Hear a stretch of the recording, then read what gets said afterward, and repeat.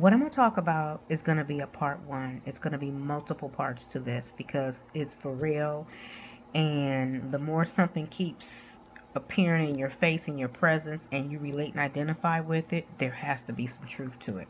So it's about the Hispanic Mexican madness that is taking place here in California. It's going on all over the world, but I can't speak for nowhere other than where I live, which is California.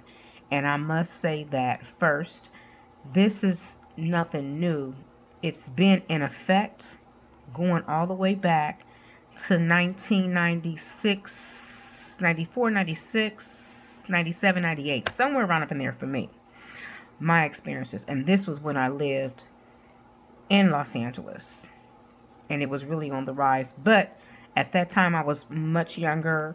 I wasn't thinking the way I think now, and I didn't really think about it like, okay.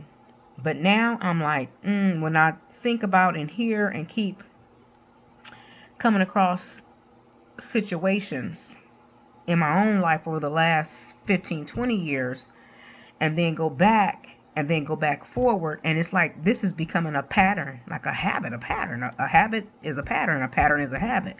So with that being said, for me, the racism started when I worked for the city of Lawndale.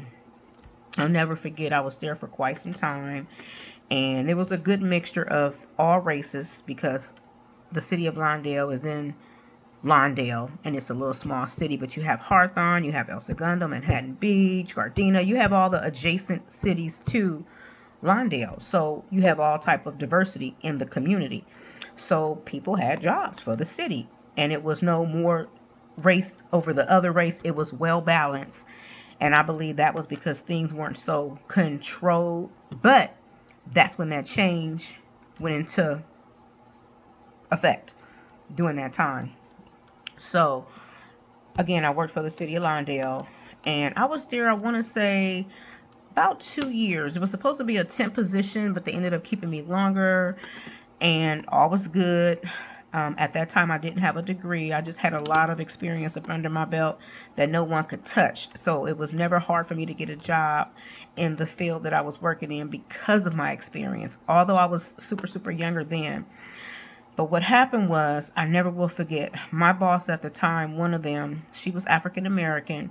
And then we had some other ones that were other, I think Asian or something like that, other races. Anyway, after being there for a while and working my way up, getting my little raise in and all that, she came to me and said that they're going to be doing some hiring. I'm like, okay.